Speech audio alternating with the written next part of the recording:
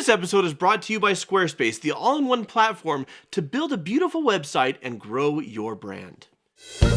My business rival is also the person that I am in love with. You're at war. It's not personal, it's business. He needs her softness. That's already within him, but it needs to come out. And she needs a bit more of his toughness and grit. You are nothing but a suit.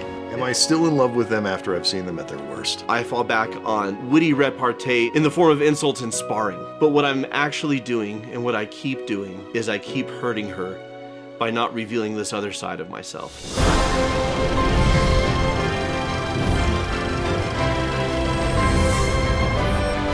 West Coast, we're coming to California, baby! Live shows. Nailed 18th it. in Los Angeles, 20th in the Bay Area. A Q&A, live meet and greet, merch. Link is in the description below. It will be fun. Hello and welcome to Cinema Therapy. I'm Jonathan Decker, licensed therapist who loves movies. This is... Alan Seawright, a professional filmmaker who loves love. Aw, today we're gonna be... I also need therapy. Yes. We're gonna be talking about love and the need for therapy. You've got mail. They need therapy? Oh yes. I guess they need couples therapy. I definitely have notes, but we're also gonna bask in just the magic that is Meg Ryan and Tom Hanks together. Still plugging Joe versus Volcano though. Go watch Joe versus the Volcano. Pause this, watch Joe versus the Volcano, come back to this, be slightly disappointed, then watch Joe versus the Volcano again. I love you too. Okay. You probably rented those children. Why would I spy on you? Because I am your competition, which you know perfectly well, or you would not have put up that sign just around the corner.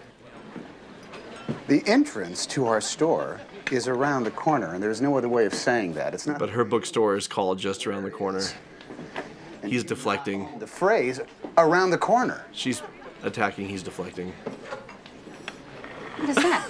What are you doing? What is that? What are you doing? You're taking all the caviar? That caviar is a garnish.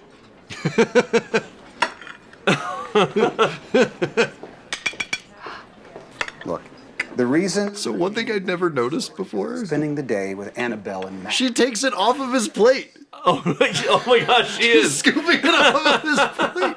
I only noticed that when I was preparing for this. Incredible. So his deflection's gonna turn to defensiveness here, watch this. Sure. A charming little bookstore. You probably sell, what, $350,000 worth of books in a year? How did you know that? I'm in the book business. I am in the book business. I see. And we are the Preis Club. Only instead of a 10-gallon vat of olive oil for $3.99 that won't even fit under your kitchen cabinet, we sell cheap books. Me, a spy. Oh, absolutely. I have in my possession the super-duper secret printout of the sales figures of a bookstore. So inconsequential, yet full of its own virtue, that I was immediately compelled to rush over there for fear that it's going to put me out of business. Ouch. Too far. What?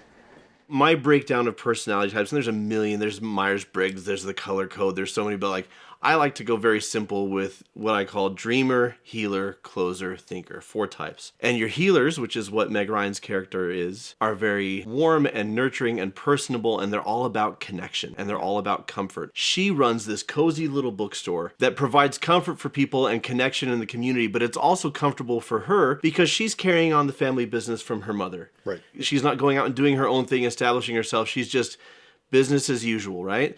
And this is the lane that she presumably likes to stay in. Mm-hmm. He is a closer with a secondary healer. And what I mean by that is he leads with aggression. He leads with dominance. He leads with power, and I'm going to take control and I'm going to take over. But then he's got this softer side where he later regrets, did I hurt people along the way? And she is falling in love with the online version of him. She doesn't know because he's showing his vulnerable side. He is the opposite of most people. Most people in real life are nice enough to your face and awful online. He's a jackass in person, and online he's very sweet. This movie has caused so many problems for the world in general because we assumed this is what online life is going to be like. It's like, oh, this is where people go to really be their true, authentic, wonderful selves. And then we got there and it's a f***ing hellscape. And maybe their true, authentic selves are ass. that's possible.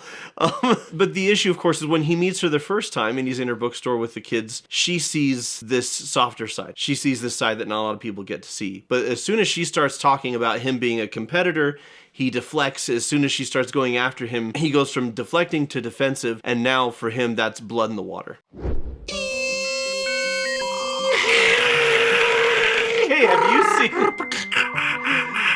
you had to be there, folks. Have you seen our cinema therapy website? You don't have to use dial-up to get to it, because it was so easy to build and customize using Squarespace. That has nothing to do with dial-up, but anyway, we're talking about Squarespace. We found a template that worked really well as a starting point for us. From one of the many professionally designed templates that Squarespace offers. And then it was so easy to customize. With intuitive drag and drop editing. And awesome visual design. Even better than like writing every word in 6 different fonts and all the different colors. Is that something you did in the 90s? That's what everybody did in the 90s, because it stands out. Squarespace Domains also makes it easy for you to find the best site name for your business at one all-inclusive price. No hidden fees or add-ons required. And every Squarespace domain comes with advanced privacy and security tools. Your site will even be safe from the rooftop killer. I don't think he attacked websites, though. Okay. Squarespace SEO tools will help you get discovered fast. Faster than using dial-up to log into your AOL account.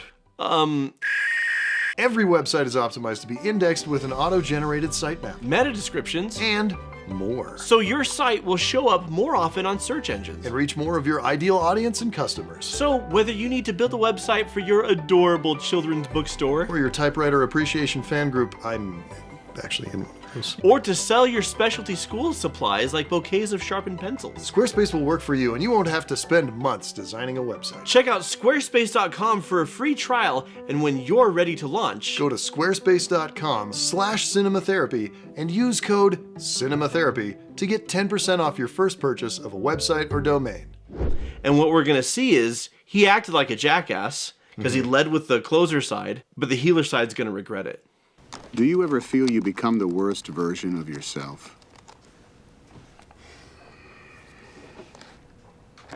That a Pandora's box of all the secret, hateful parts, your arrogance, your spite, your condescension, has sprung open?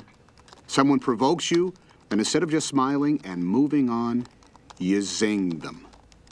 Hello, it's Mr. Nasty. This is the story of my life. Well, and you are kind of like this because you'll zing people and then later you'll stay up being like, I hurt them. Yeah, I never stay up thinking about what I could have said. I stay up thinking about what I shouldn't have said. That I get tongue-tied. My mind goes blank. And then I spend all night tossing and turning trying to figure out what I should have said. Well, most of the personality types, in fact, all the personality types sometimes wish they could do what the others do naturally. Yeah.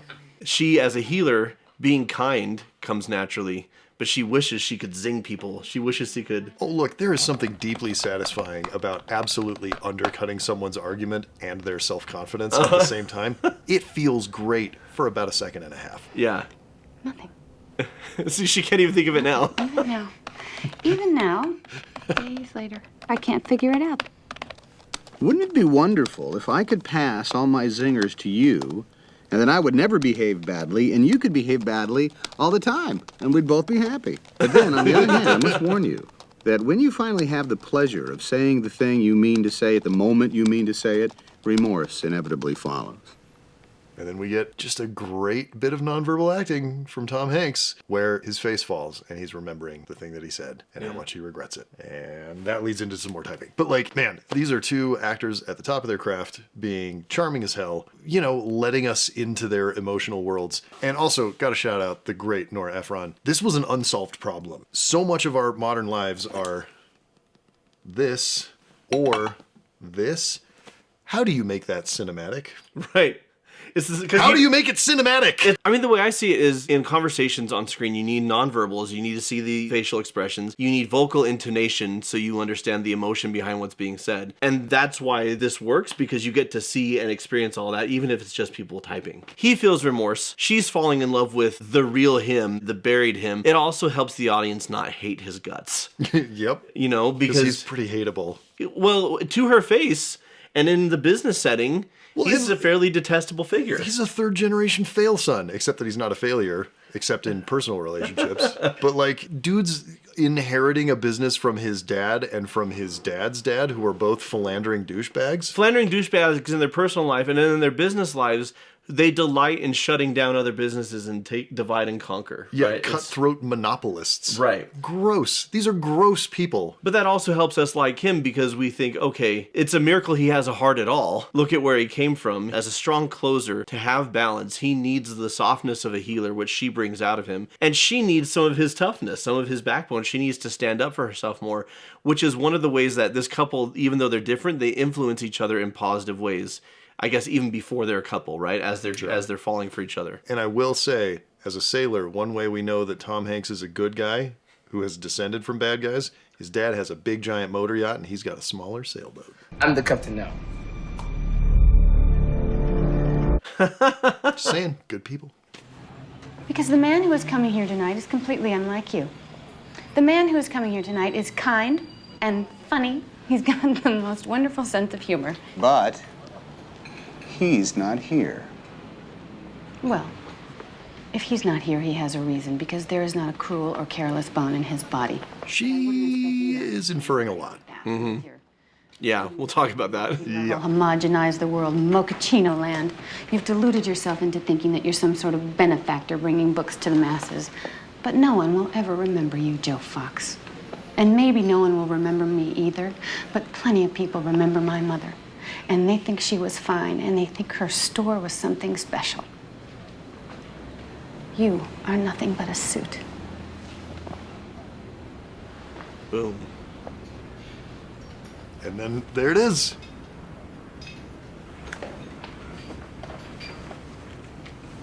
Meg Ryan's a movie star, and we're watching her That's my do cue. it in real time. Ooh, Tom Hanks with the eyes, man. Good night. The closer is the armor, right? The healer is like the squishy center. And she cut through the armor. This is what makes a movie star. Yeah. What makes a movie star is basically two things. You can light and shoot the person from any angle and they're beautiful. But that makes a pretty person. That Yeah. makes a model. What makes a movie star is they invite you in and you feel every emotion that they're feeling. Tom Hanks, you feel every emotion that he's hiding. That is what makes a movie star, because we want to go on a journey with these people. We want to be right here and have an entire story play out, a whole 3-act structure in 20 seconds. Yeah. And we get it. Yeah. And that's why these two are big damn movie stars. You mentioned that she infers a lot from Yes. these emails. In his book, How to Avoid Falling in Love with a Jerk, Dr. John Van Epp talks about the importance of testing who you think a person is versus who they actually are. Sure, yeah. Because she only knows from a few emails, and she infers all these things about this guy. She's built this wonderful magical man who is always good and always kind and always Right. lovely and funny. And this is why it's important when you're dating to take time to see them in as many contexts as you can, to not ignore red flags and fill in gaps that you don't actually have data on. This is why dating is important, because it's data collection. That's why they Yeah. call it dating. Is that why they call it dating? No, it's why I'm calling it dating. Okay. Nerd. Because she actually is describing a man that is in front of her, but people are complex. Yeah. There's more than one side, there's multiple layers, and then the real question becomes, okay, do I love the totality? Yeah. Am I still in love with them after I've seen them at their worst? Well, and I always say that it's not what they're like at their best, it's what they're like at their worst. Yeah. Like, how bad is the worst? And at this point in the story, his worst is pretty bad. Sure. But that's why the death blow she lands is so important. When she says, you are nothing but a suit, he realizes, I see myself as so much more, but others don't. And that's my fault. Yeah. He is the reason she doesn't see him. He also might be realizing I'm wearing a mid to late 90s suit and it's kind of just a big bag. Do you ever feel like a plastic bag drifting through the wind, wanting to start again? She's also inferring a lot about Joe. She's doing the same thing that she's doing with NY152, just in the opposite direction. Right. He's a monster. All he is a suit. You've talked to him 3 times. Yeah. Like, what do you know about the guy? Online, you've talked to him a lot more times. Again, people are complicated. And one of the beauties of this script and of this screenplay is it's a lesson in perspective taking. I said earlier that he needs her softness. That's already within him, but it needs to come out. And she needs a bit more of his toughness and grit, which we see here. And she learns that he was absolutely right. When you finally say the thing that you wish that you could say in the moment and stick it to that person, it's immediately followed by regret. To your point about Meg Ryan's performance, you see that all here as he walks out of the restaurant. To be clear, if you're a mature adult, it's immediately followed by regret. A lot of the things that I said when I was a teenager, I regret deeply now. Yeah. At the time, I thought I was a cool badass. I was able, for the first time in my life, to say the exact thing I wanted to say at the exact moment I wanted to say it. And of course, afterwards, I felt terrible. Just as you said I would. So I think I've discovered the secret to making typing on a computer cinematic. Even though I can hardly believe what I said. Just shoot Meg Ryan doing it. Or Tom Hanks, and then just move the camera a little bit. Just a little bit. I mean, in this one, we're just locked off. We don't even need to move. For my behavior. Anyway, I so wanted to talk to you. I hope you have a good reason for not being there last night. You don't seem like the kind of person that would do something like that. The odd thing about this form of communication is that you're more likely to talk about nothing than something, but I just want to say that all this nothing has meant more to me than so many somethings. So thanks. Really well-written movie. Turns out if the words is good, the movie will be good. We, the audience, get to see the wheels turning and the character growth. Yeah. And it also doesn't come from nowhere. When I talk about, like, he leads with closer and he's a secondary healer, I don't mean to imply that the closer is bad and the healer is good. It's just that we all need that kind of balancing energy. So if you're a healer, you might get walked on because you think being nice is the right thing to do. And you need to have some balance and stand up for yourself. But if you're a closer, you're going to step on people. Right. And you need to, like, have some healer to balance that out and remember to, like, tread lightly. Yeah, and be mindful and considerate. And his whole thing of it's just business, it's not personal, like, that sounds great, but it's also a way to justify treating people like garbage. The person he's quoting for that is a fucking mobster. It's not personal, Sonny. It's strictly business. Don't take relationship advice from The Godfather. Just not a great idea. Nuh-uh. Because in his case, it's a conscience suppressor. I can go after what I want, the glory of my family, the wealth of our business, and I don't have to feel guilty about it if I truly believe it's not personal, it's just business. And she's going to cut to the heart of that real good here in just a second. But I do enjoy, as an audience member, we're given a very unlikable character with him, and then they make him very likable. Yeah. And that is a neat little hat trick, but also true to life. Here's the lesson, though, to be careful about. Just because someone treats you poorly doesn't mean they secretly got a heart of gold.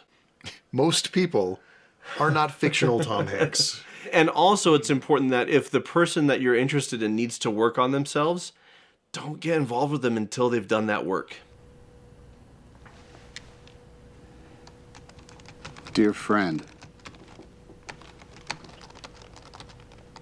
I cannot tell you what happened last night. But I beg you from the bottom of my heart to forgive me for not being there.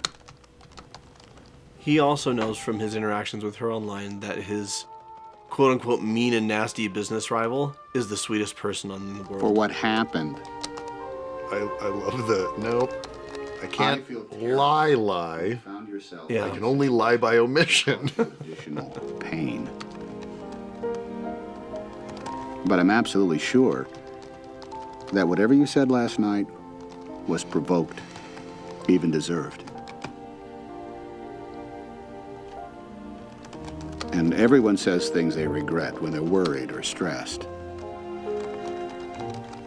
You were expecting to see someone you trusted and met the enemy instead. Great perspective taking. The fault is mine. Someday I'll explain everything. Meanwhile, I'm still here. Talk to me. Speaking of movie logic versus real life, I completely get why in the movie, in his mind at least, he has to string her along so that real in-person him has a chance to represent online him. Right. Because if he just says to her, I'm the guy you've been talking with online and I'm really sorry, I get at least in his mind, he's like, well, at least she deserves the truth, but I'm in love with her and I want to help bring her around. Like, I get the movie logic of it.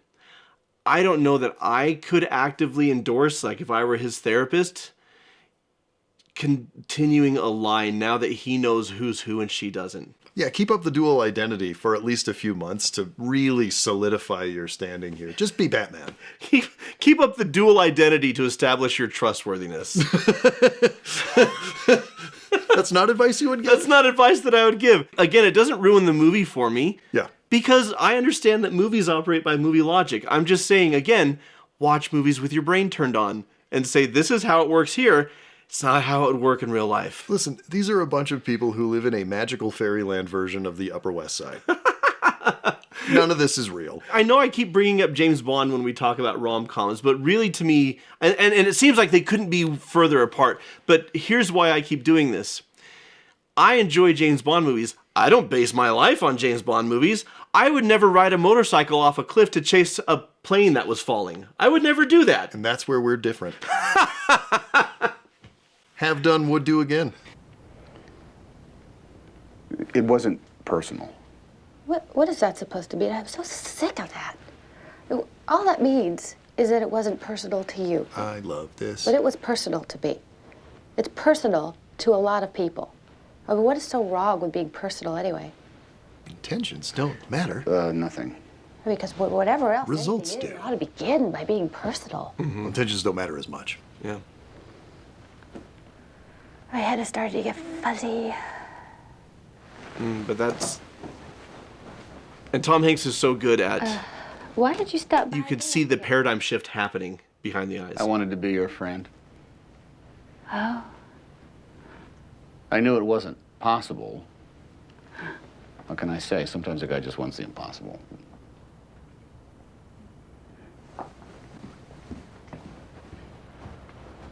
Did I just say that? How dumb am I? Oh boy. I don't know. I read that as like, was that really dumb or actually really brilliant? She kind of smiled at me. Did I just save everything? Listen, I make that face a lot on this show. It's just edited out. I'll say something. I'm like, was that good? Was that really dumb? I don't know. No matter what your dominant personality is, you've got some of the rest inside you. There, believe it or not, is a tiny amount of healer inside of this closer thinker dreamer. Oh, everybody knows. Everybody sees your softness, at least on this show. But she's got more closer than she thought because she dismantles his entire business philosophy in seconds. Without attacking. So she's learned and grown already. She's not deploying this newly found skill of being able to zing people. Well, it's an art to stand up for yourself and to, hold a mirror up without being cruel. Sure. A lot of people use that skill of holding a mirror up to really dress someone down and just destroy them. And I, like you, sometimes enjoy that in cinema when it's really well written. Oh, yeah. But in real life, that's no way to approach people. How can one learn this skill? Not from a Jedi. No. But also... Why must you hurt me? I've got a therapeutic deep dive on our Patreon called How to Stand Up for Yourself Without Being a Dick. I have legitimately, I'm not making this up, I've watched it 3 times. You're like, wait, so what did you... How was that? Still working on it, okay? I'm not there yet. What I love about this scene is just how quickly she cuts right to the center, and he's utterly defenseless by it. He's got nothing, yeah. And the whole movie, he's had a smarmy response, he's had a quick comeback, and there's 2 reasons why he doesn't have one now. 1, she caught him off guard, but 2, he's approaching this entire situation with humility and internal accountability. This is my issue as an accountability kink person. We've seen an hour and a half of this, and then we got about 15-20 minutes of Tom Hanks and Meg Ryan being cute and sweet and falling in love together. And he is kind. I'll push back on that. An hour and a half of this in person. Right. We've seen the cute and sweet and fun online. But this is why it works for the audience, because we know who these characters are. Right, they don't. She doesn't at this point. Yeah, she doesn't. He does because he's Batman. All she knows is that the man who ruined her life and has been cruel to her is now suddenly showing an interest in being nice. Right. That's all she knows. And then he spends the rest of the film being charming and funny, and they connect and they laugh, but he never says, I'm sorry. And he should right here. You know, sometimes I wonder, What? well, if I hadn't been Fox Books and you hadn't been the shop around the corner, and you and I had just met. I know. Yeah. I would have asked for your number. And I wouldn't have been able to wait 24 hours before calling you up and saying, hey, how about some coffee or, drinks or dinner or a movie? For as long as we both shall live. What a great line. Joe? And you and I would never have been at war. I mean, the big speech at the end of When Harry Met Sally is kind of the best one in a rom-com. This one's really good, though, and it's mostly down to that one line. Who fights about that? Well, some people. Not us. We would never. You never have petty fights. If only. And this is beautiful and frustrating what's about to happen right here. I gotta go. Well, let me ask you something.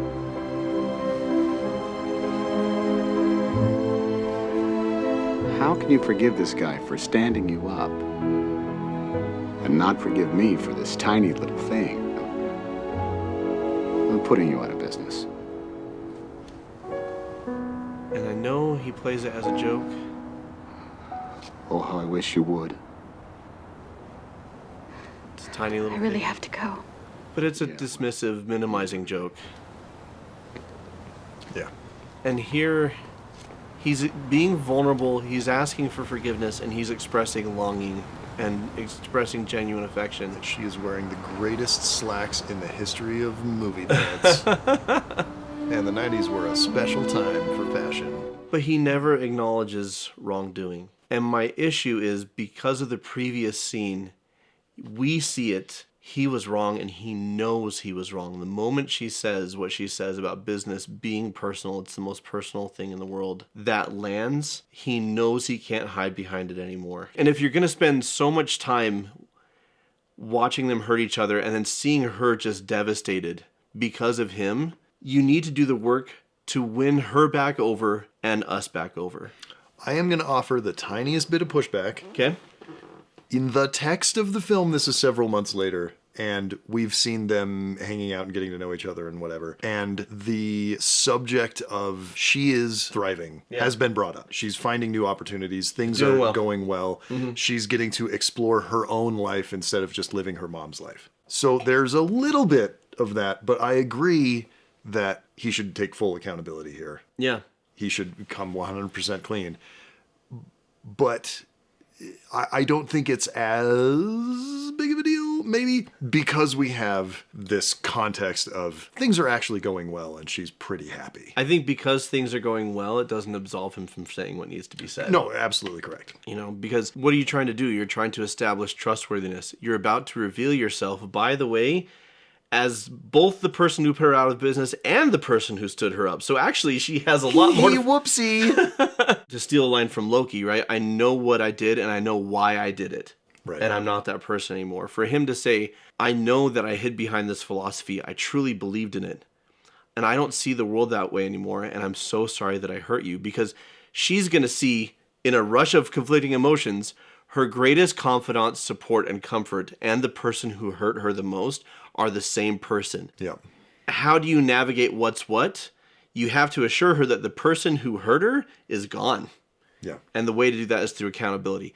Does not ruin the movie for me. And, you know, since he brings up, they both do, Darcy and Elizabeth, Pride and Prejudice, Darcy made amends. Darcy took accountability. Darcy apologized. And he's not showing how he's going to make amends. He can't get the bookstore back, or maybe he can, who knows. Yeah. But I would love to see something where he says, I want to make this right as best I can. By the way, if ever in a movie the characters mention a book, that's the movie you're watching. It's that book. So until next time, I'd buy you a bouquet of sharpened pencils. she's a pill. Beautiful, but she's a pill. And watch movies. Shout out and thank you to our patrons who get exclusive commercial-free director's cuts before they drop on YouTube. With saucier jokes. Definitely on this Not one. safe for YouTube jokes. Yeah, folks like Corinne Brentz, Swirls and Twirls, Elizabeth A., Wiz. and KC. The letters, not the name. We love you. We love you, Kansas City.